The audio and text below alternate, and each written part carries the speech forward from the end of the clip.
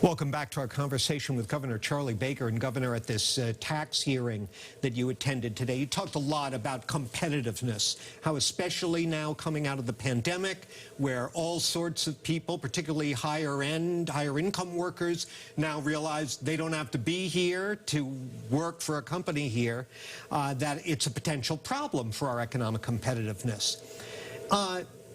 When you and I were coming up, we're roughly the same age, even though I know I'm far younger looking. Just the viewers may be confused, but we don't need to go there.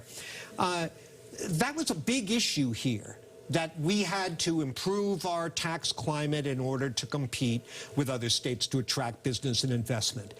At that hearing, it didn't seem like many of the Democrats on that committee were all that into the idea. What happened? Well, I do think we've had tremendous success economically over the course of the past decade or so, and even through the pandemic, as brutal as it was on many people, and there's still a ton of work we have to do to get a lot of folks back to work, our economy overall, quote unquote, has continued to do as well as many around the country. But there's no question that people have learned that they can live and work in a lot of different places. And this whole idea of virtual work, which is something that you and I both participated in a variety of ways over the last 2 years, has accelerated. And there's a lot of stories out there about the fact that, you know, going back to the office for a lot of people will never be the way it was. Now, if your industry, if your Commonwealth is heavily dependent on tech companies and finance companies and medical companies and other what I would call innovation industries, where a lot of the folks who work for those can be almost anywhere, we need to take seriously this idea that our competitive position, our cost of housing, our cost of doing business, our tax policy, and all the rest will matter over time, and probably more than it has over the past decade. In our last segment, I mentioned the fair share tax on the ballot this fall, the so-called millionaires tax, surtax on incomes of $1 million or more. Are you going to work to defeat that? Well, I'm focused at this point on trying to get the tax proposals that I've made through the legislature. That's going to be my highest priority between now and the end of the legislative session. But I've said many times that I don't think we should be raising taxes.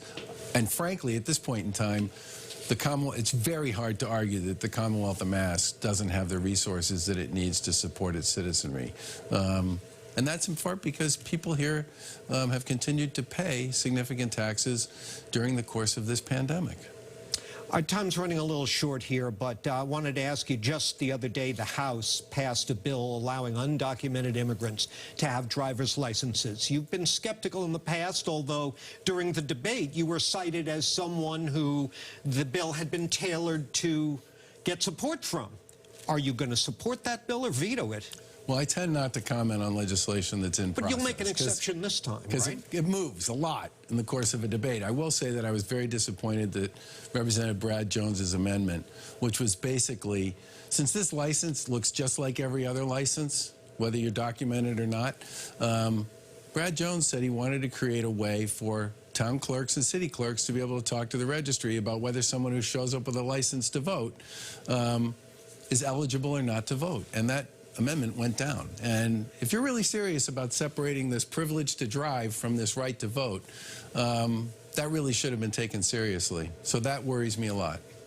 I got so much more I want to talk to you about, but that'll have to wait for next week as we continue with part 2. Governor, thank you very much for being with us.